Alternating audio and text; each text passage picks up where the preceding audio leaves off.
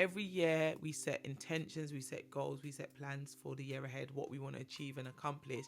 And life happens, and sometimes we achieve them, sometimes we don't. No matter whether you achieve them or not, it's always good to keep planning and keep setting new intentions and keep setting new goals and keep stretching yourself every new year, so that you can look back over the last 5 years and be able to see the progress that you've been able to make. So with that being said, here are a few money goals that I think everyone to think about achieving in 2025. So you're going to not be surprised by the first of these goals, and that is for you to... Hello and welcome to Not Another Money Podcast. Why is it called Not Another Money Podcast, you may be wondering?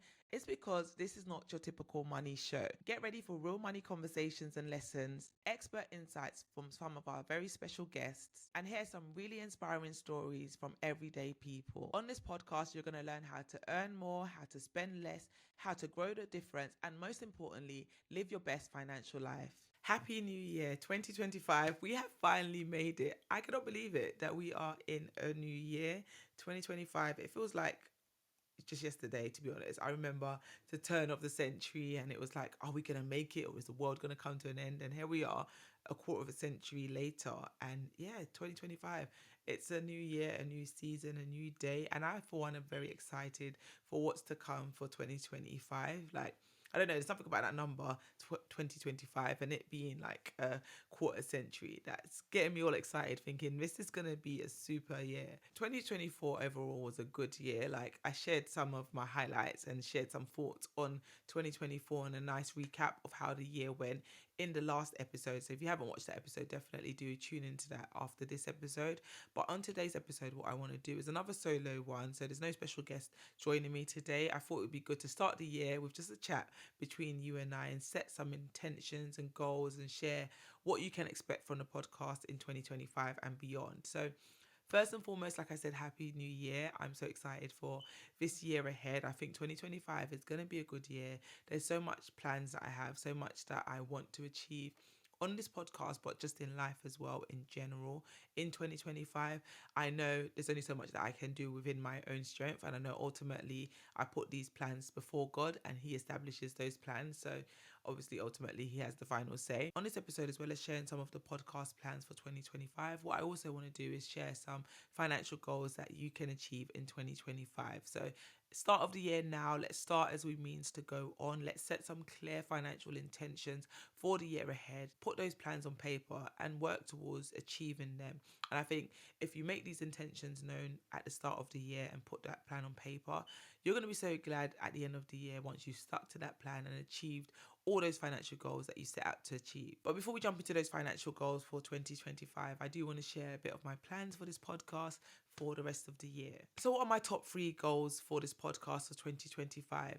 So my top 3 goals for this podcast, number 1 is to secure a few sponsors for the show. So at the moment, it's all bootstrapped, self-funded. I pay for everything, I do everything myself in-house.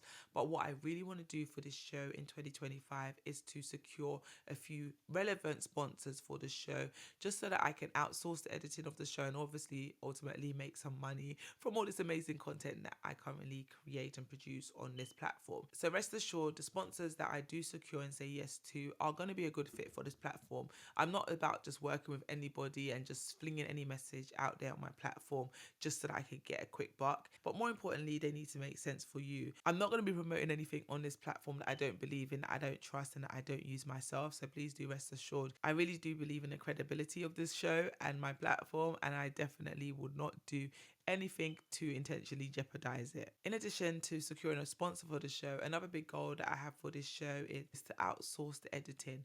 I mentioned on the previous episode that editing this show takes way too much time that I don't have at the moment to give to it, but I'm going to continue doing it until I can financially afford to get somebody to edit these shows for me so that I can continue to consistently produce content for you guys on here. But 5 to 6 hours a week alone just to edit one show, it's just too much time that I don't have to commit to this platform, not when I'm trying to build the business in other areas too. So yeah, if I could outsource editing of the show in 2025, that would be a big mission accomplished this year. Another big goal that I have for this podcast is to increase and improve the production. There is so much more that I want to do with this show. There's topics that I want to dive into. There's different segments that I want to incorporate into the show, which I can't say too much about now because I don't want to give my ideas away for somebody else to run with sooner than I have the opportunity to do.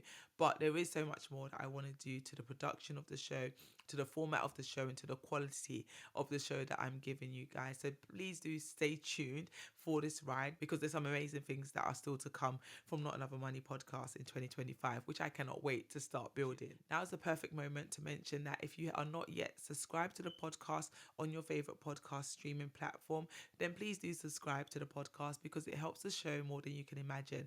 Subscribe, like, give it a love heart, leave a comment, leave a review, engage with the content, and also share it with a friend or two because it helps the show more than you could possibly imagine. But yeah, in terms of the podcast, I'd say those are my three main goals for 2025.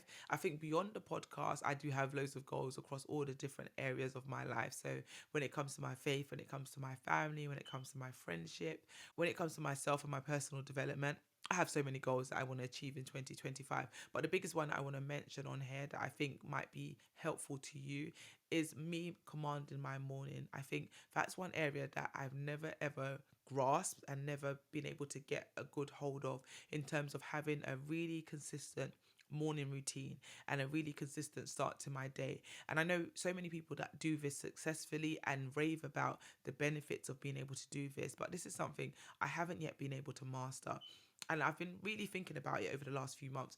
Why is it that I can't ever start a routine and stick to it? And I've come to the realization it's because I'm trying to do too much all at once. I make so many plans for this miracle morning and all these amazing things that I want to get done before the children wake up at like 6:37. And the reality is I'm being unrealistic. I'm trying to do too much in such a short space of time, and I can only do it for a couple of days before burnout ensues. So with that being said, in 2025, what I really want to do is sit down and create a morning routine that I can sustain, that I can stick to, that ensures that I'm commanding my day and I'm getting ahead of the day and the day is not getting ahead of me. Because what tends to happen a lot of the times is that the day just runs away from me.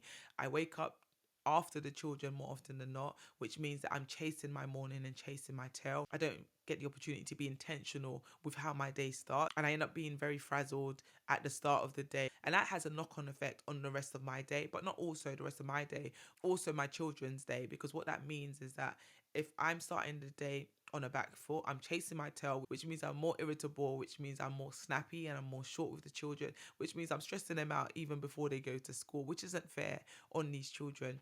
And I'm like, they're getting older now, time is passing. I don't want all the childhood memories of me to be mummy's always shouting, mummy's always stressed in the morning, mummy's always rushing around, which is basically what happens a lot now. And a big part of that stems from the fact that I'm not going to bed on time, number one, and I'm not getting up on time. And when I do get up, I'm not having the best start to the day, and that has a negative impact on everybody else. So I need to get that in check. I need to come up with a plan and a miracle morning that I can stick to and ensure that I am giving the best version of myself to my children at the start of the day. So one of the big habits that's going to help me to have this miracle morning that I'm trying to build is going to bed on time.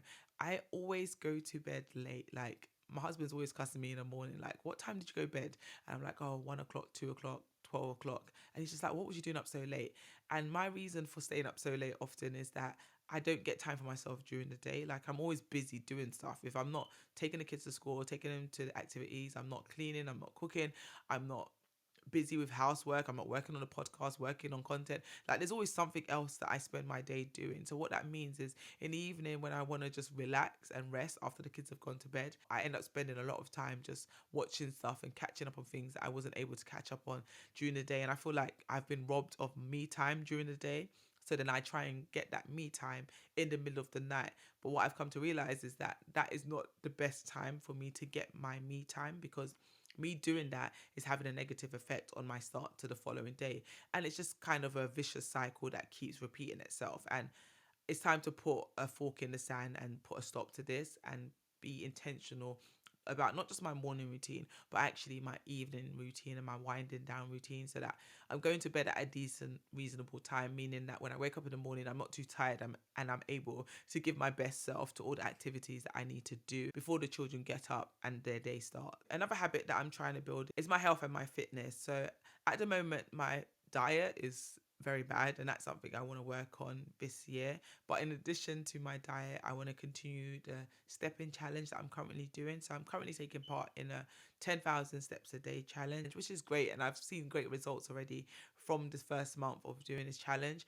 But I think I will see even better results if I could get my eating in order. So one of the things I want to do in 2025 is really cut back on my sugar intake. The reality is I eat too many sweets, I eat too much chocolate, and I eat too much junk, and I'm too old for this. Like, I'm a big nearly 40-year-old stuffing my face with sweets every day. It's not right. It's fine when you're a child and you do these things, like you're just addicted to sugar. But at my big age, like, it's just weird. How many old people do you see eating candy down the street? Not many. And I'm going to end up being that old person if I don't do something about it now. So I'm like, no, do you know what, Tolu? You're going to be 40 in a few years. I say a few, not a few at all. Very soon, in fact. But you're going to be 40 in not too long. If you want to be that person in your 40s that eats well, that looks after themselves, that's in shape, that's fit, that's active, you need to start putting things in place now to make that a reality. So one of those things I want to do is really sort out my diet. I can't say I'm going to cut out the sweets and chocolate permanently, because I think that's too big a stretch. And I do think there is a bit of balance in life, but I think my balance is just way off, because there's no need for me to be eating sweets and chocolates every single day of the week, which I currently do.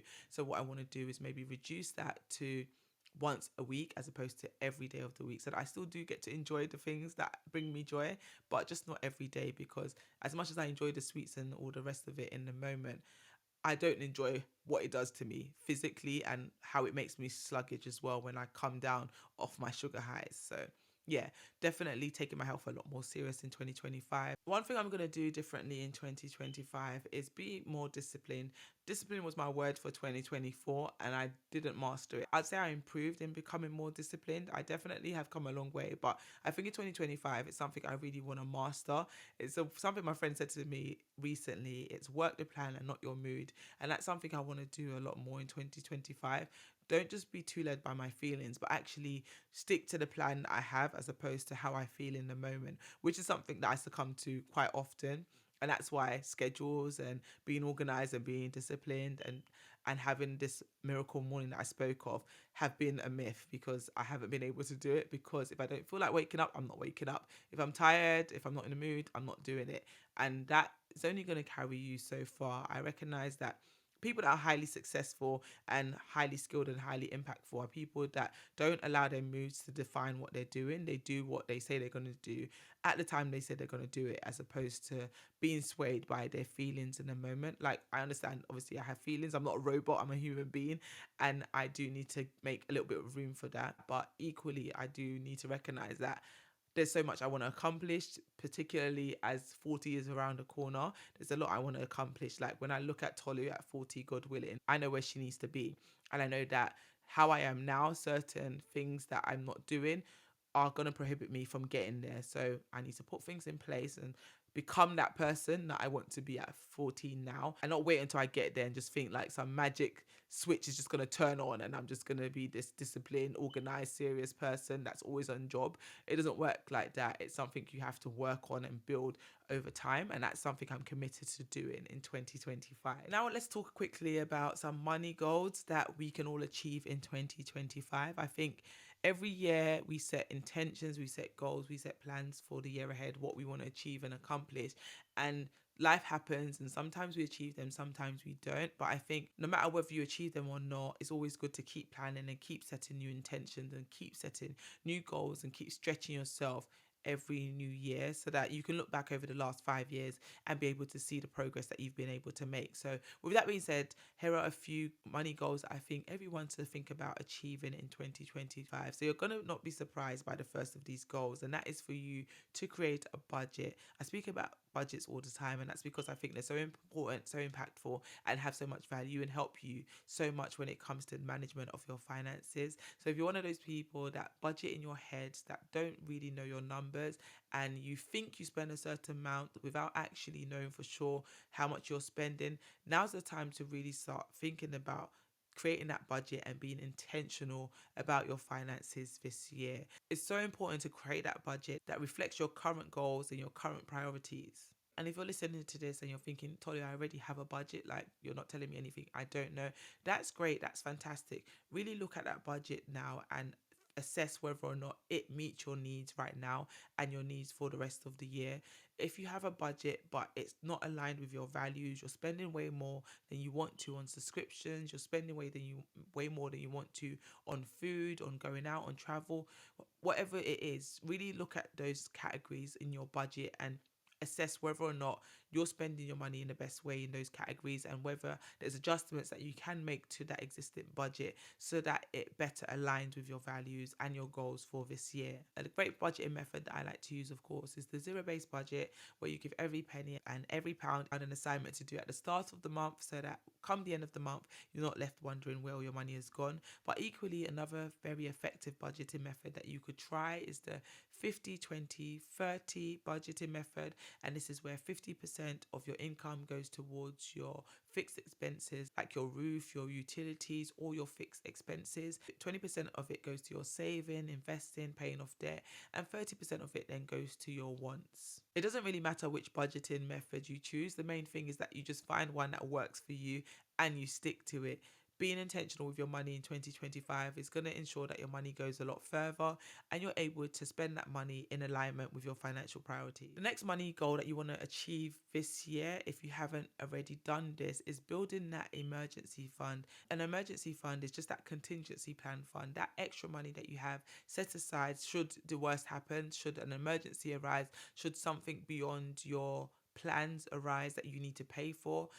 That emergency fund will give you that backup plan that you need to be able to cover those expenses so that that emergency doesn't become an even bigger problem than it needs to be. The reality is that life is unpredictable. I mentioned in the last episode that I was made redundant at the middle of last year. So in 2024, I started the year not knowing that halfway through the year I was going to lose my job. And that is the uncertainty that comes in life. Things happen we don't plan for, we don't prepare for, we don't know is around the corner. What are you going to do should that emergency arrive? That emergency fund is going to give you that safety blanket that you need. So if you end up in a situation like I ended up in and you're made redundant, you have that time. That emergency fund gives you that time, that buffer, that wriggle room, that thinking time for you to plan your next move.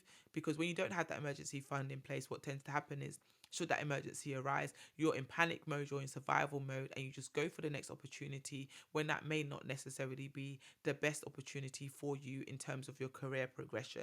A great way to build that emergency fund is to automate your savings to that emergency fund, because when you don't automate your savings and you don't send it to a separate account and you just tell yourself in your head that this amount of money in this account is for my emergency fund, but you haven't separated it, what tends to happen is that when you just need to spend more money that month, that money goes down without you even giving it a second thought. Whereas if it's separated in a separate account and you automate the payments into that account, you're more likely to stick to consistently building that emergency fund, and you're also less likely to dip into it. Another money goal to prioritize achieving this year is to pay off any high interest debt that you may currently have. So do you have a credit card, overdraft, loan, which you're currently paying high interest amounts on, that you're just paying a minimum payment on? Now's the time to really think of a plan and a strategy and steps that you're going to take in order to clear that debt quickly in 2025. So how can you do that? Things you can do is, number one, look at that budget that we mentioned earlier. Look at that budget and look at where you can make cutbacks in order to free up money to overpay on those debts. What you can also look at doing is increasing your income. So what can you do to make additional money now in 2025 in order to pay off that debt more quickly? So what do you do in your day job? Do you have a skill in your current day job that you can now take and monetize on the side to increase your income, get that second stream of income in and pay off that debt a lot faster? Do you have things in your house, clutter, that is currently taking up space in your house? why not turn that clutter into cash? It's like that saying, one man's trash is another man's treasure. Literally, that stuff that you're looking around in your house thinking this is just taking up space, this is clutter, or you're even thinking, oh, one day I'll use it, but that day never comes. Why not take that clutter and turn it into cash? Take those items and list them on Facebook Marketplace, Vinted, eBay, Etsy, Depop. There's all these different websites now where you can resell all your used items and make some extra cash. And that extra cash is not extra spending money for you on your birthday or anything like that. That extra cash, you can take it to overpay on that existing debt. Another money goal that you might want to prioritize this year is to make 2025 the year that you start investing. Investing in yourself, investing in your education, investing for your future. So currently, do you have a stocks and shares ISA account where you are investing money in the stock market, in index funds and things of that nature? If you're not already investing, now is the time for you to start. Even just you making small contributions on a monthly basis to your pension and to your index funds even can grow significantly over time. And a big reason for this is the power of compound interest. So not just the money that you've invested making money, but the interest on that money you've invested can also accrue money as well, thanks to the power of compound interest. So you want to get your money working for you. So you putting money in your savings account and earning 2 to 3% on interest is decent. And at the moment, it's in line with inflation. But generally speaking, that doesn't often happen. Your money in your savings account is not beating inflation. And that's why it's so important for you to learn how to invest that money. Now, what investment looked like can differ from person to person. There's so many different things and so many different asset classes that you can invest in.